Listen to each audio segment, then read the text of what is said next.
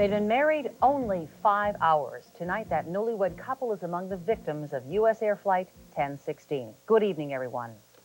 Last night's deadly crash has claimed at least 37 lives, including Stephen and Rita Maddox, newlyweds, on the way to a Caribbean honeymoon.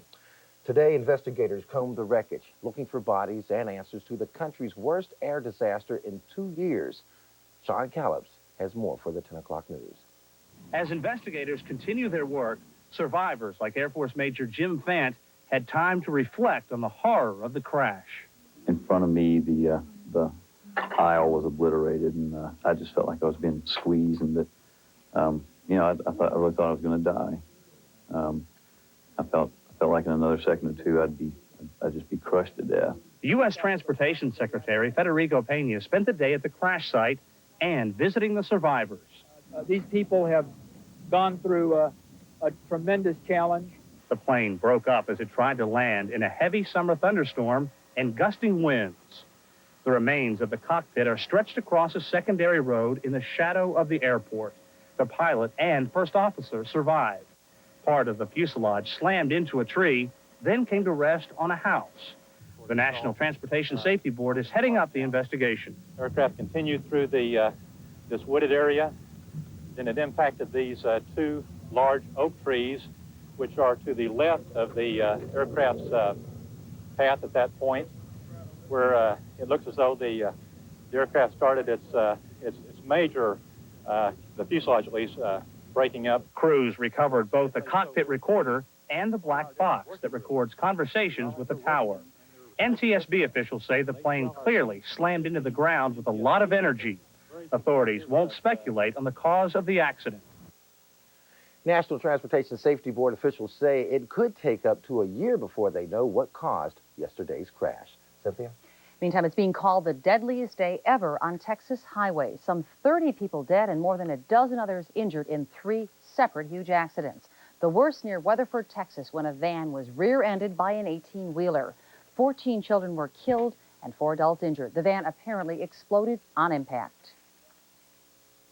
Well, we were following behind the truck, and it looked like he had a blowout. And he started swerving. He hit the guardrail, and then swerved across the lanes into the median. You're talking about The truck, right? The truck itself. the tractor trailer. Right. And we never knew there was a van.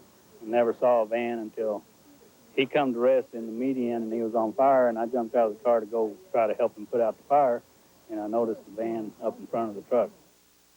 A similar accident involving a tractor-trailer killed 11 people near Snyder, Texas, and in Brownwood, another accident left 5 people dead. The Department of Public Services in Texas says there have never been so many multiple fatality accidents in that state in one single day. Well, tonight, a very bizarre case of domestic violence right here in Detroit. Police say a man argued with his estranged wife, fired shots into her home, and then he walked into the 8th precinct where he killed himself. It happened about 6:30 this evening. The victim's identified as 45-year-old Robert Gavin. He walked right up to the police desk, told an officer he had a gun. Then he put it to his head and pulled the trigger. And at this point, we're doing a background investigation as to why this happened, certainly, and the person is deceased. No one else was injured when Gavin turned the gun on himself. In other news tonight, a filthy 4th of July weekend for many metro area beaches. High fecal bacteria counts have forced a swimming ban along Macomb County's 25-mile shoreline, including Metro Beach. And in Oakland County, much of the same. Tonight, Governor Engler is demanding answers. Our TV 50's Audrey Summers has the report. As you can see, it's like a morgue. Any day, on a normal day, you'd have at least 30 to 50 kids playing in the water. This is one of the beaches on Sylvan Lake, closed to swimmers because of a high level of bacteria, specifically fecal matter. It's a bacteria that can cause serious flu-like symptoms and skin rashes to people exposed to it. That's why officials closed 2 private beaches on the northeast shore of the Oakland County Lake just before the holiday weekend. Well, I think it's very embarrassing why they had to pick this weekend. Bacteria in our water. I haven't invited anybody over because of it. You can't swim. You have to stay on shore. On the other side of Sylvan Lake, where water is believed to be okay, we found only a few folks lounging around on rafts. Hi, are you concerned at all regarding the bacteria? We brought plenty of disinfectant. There was a problem out here about 20 years ago when most of the cottages had septic tanks. Since that time, the Sylvan Otter Group has cleaned up the problem with chemicals. This is the first time in the last 18 years that we've had any problem whatsoever due to bacteria. This bacterial problem happened because we had so much rain in a short period of time. If we continue to have rainfall of that nature, we're going to have to do something about it. If we don't, the cleanup efforts that are now underway hopefully will be satisfactory. Meantime, people who want to get in the swim are flocking to nearby Cass Lake at Dodge Brothers Park, one of the area's water sports lakes where people can still get a taste of summer fun. In Oakland County, I'm Audrey Summers, TV 50, 10 o'clock news. A combination of heavy rains, warm weather, and discharge from sewage and stormwater treatment plants in Oakland and Macomb counties are being blamed for the high bacteria count. Meanwhile, Metro Beach is still welcoming swimmers to its pool, that is. The beach remains closed until those bacteria levels come down. But beach officials say there's still a lot to do at the park, such as play tennis, shuffleboard, miniature golf, horseshoes, volleyball, and rollerblading.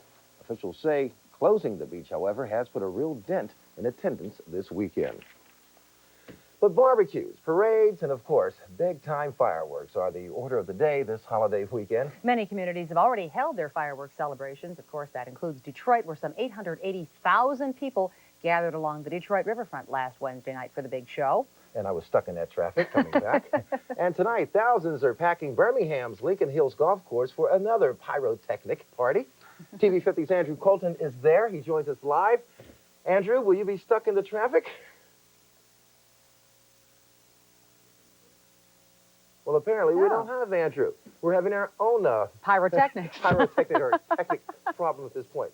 But Andrew is out there, and we will go to him as soon as we can and take a look at what's happening in Birmingham. Meantime, when the TV 50 10 o'clock news returns, a robber picks the wrong victim and pays a deadly price. We'll have the details. And a copycat crime in California sends scores of people in search of a 12-year-old. Tropical storm Alberto hunkers down in the Gulf Coast. These stories and much more when the 10 o'clock news continues. And Andrew.